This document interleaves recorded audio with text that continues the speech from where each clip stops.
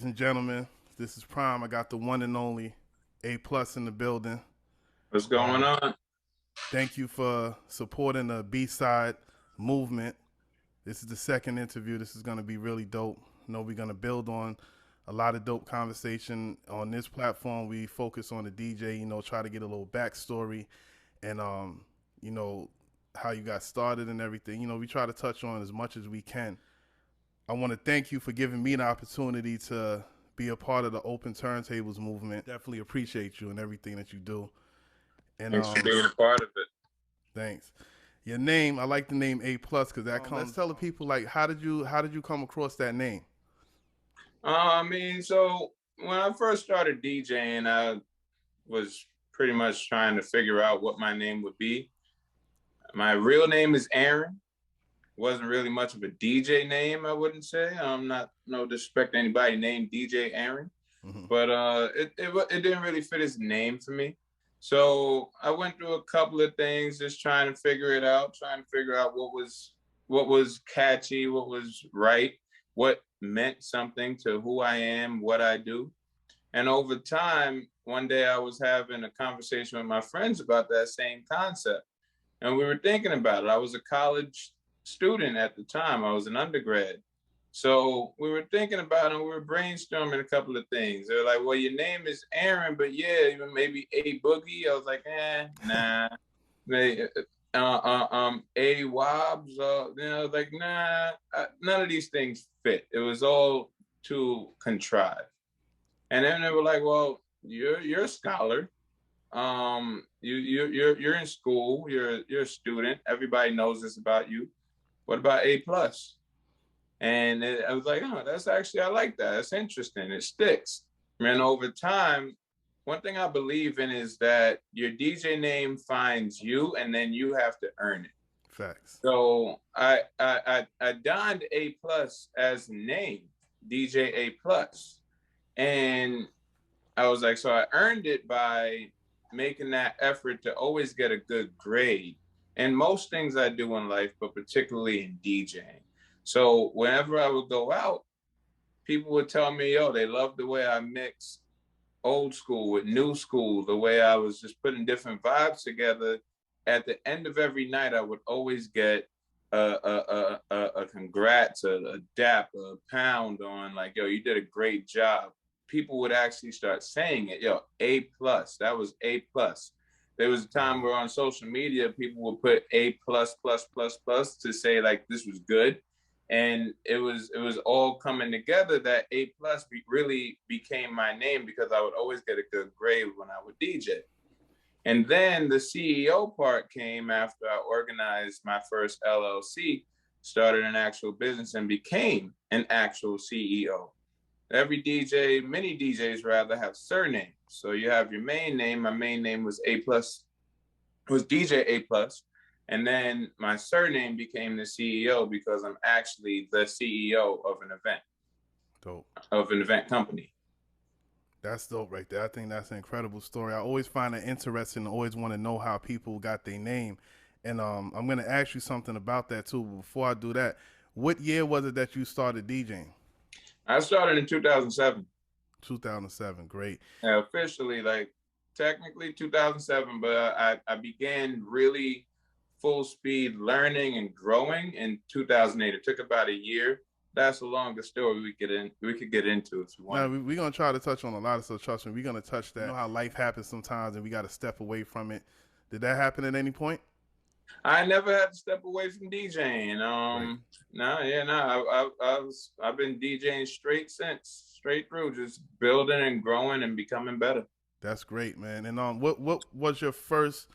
What did you start on? Did you start with controllers? Did you start with turntables? What was your first piece of equipment when you decided to get into DJing?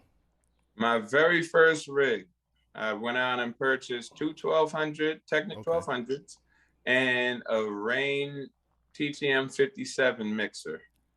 Dope mixer. Yeah, definitely a dope mixer. One of the pioneers. Yeah, I think that set the standard for like a lot of these mixers out now. Definitely bit. You know what I'm saying? took some ideas. How important do you think it is for a DJ to live up to their name? I think it's very important to pay attention to what your name is saying about you as a brand, as a performer, as an artist, as a human being, right? Your name represents your story. Your DJ name represents your story. So if you're able to tell a good story, then you can call yourself DJ Storyteller. But if you don't even think about telling a story with music, why are you calling yourself DJ Storyteller? Facts. Okay. I think it's very important to be mindful of what you pick as a name, so that your name can be put in different spaces, that it can work across the board. That's one of the things that I focused on when I came up with my name, that it can be on a flyer for a club, that it can also be in an invite for a wedding, that it could also be on the email for a corporate event. Makes sense. Like a name like DJ Killer wouldn't really be good for if Right. you want to go to corporate. I see what you mean. That makes sense. Definitely. So yeah, and then living up to your name is really important, because did you earn your name? You can't call yourself DJ Got All the Music, but you only have like 2,000 songs in your library and they're all Brooklyn drill. Right. You made a strong point, man. Turntables and controllers, right? I know some DJs prefer to use controllers when they're doing events to go, because it's easier to carry and things like that. But is there a difference to you as far as like using turntables and controllers? I know one has a needle, the other one is digital and stuff. But what point out to me some of the big differences that you notice about turntables and controllers, and which one you prefer to use? Some might say I'm biased, but I'm not really fully biased. I'm only partially biased. I prefer to use turntables across the board. They're just more fun for me. But I prefer to use specific setups in different spaces based on what is either economical for me or what's functional for me. If it's a small bar, I'm at the side of the bar, I'm setting up a small controller. You know what I mean? If there's no booth, I'm setting up a small controller. If I'm only getting paid a small amount and I'm only there for a small amount of time, which I don't take small amounts of pay really, but you know what I mean? Like there's lower scale, there's higher scale events. If I'm on a lower scale event, I'm gonna use a lower grade of equipment and a lower amount of equipment that offers me opportunity to have a lower amount of effort to set it up, get going, and be done. Okay. Now, if I'm in a higher scale event, weddings, corporate parties, venues that they have a booth, they have a well-established space, and I'm getting footage of myself there, I want to make an impact, I'm using a higher grade of equipment. Makes sense. For me, I organize my grade of equipment in the order of lowest to highest, being a controller is the lowest grade that I can bring out for you. CDJs is the next highest grade. And then turntables is the highest level of a performance and appearance that I can bring out for any event. Got you. My favorite, hands down, turntables. Okay, so the turntable is the winner, and I can't agree with you more. I love the controllers or whatever, but turntables win hands down. You know, I just got a set of 12s not too long ago, and it's just bringing back a lot of dope memories. It's the dopest thing to be on, you know. And I think that one thing that happens is when we have this conversation, a lot of times the conversation is misconstrued. Yes. We're not saying that turntables are better than everything else.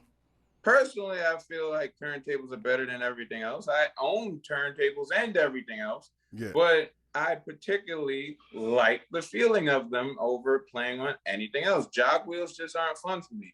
But that's not the only focus on it. The other focus is the aesthetic appearance of a DJ. When DJing started, it started with turntables. And turntables offer a more dominating presence of a DJ setup. A controller, especially a small intro controller, is not a very intimidating appearance, a dominating appearance in a space. So it's like the DJ kind of gets shoved to the corner. Oh, there's nothing really happening over there. It just, it's just somebody playing music. It's not so much of an impact with that setup. However, when you have those different grades, like I mentioned, up to a full turntable setup, like what you got right behind you, you can see it's commanding. It's a command center. It's a station.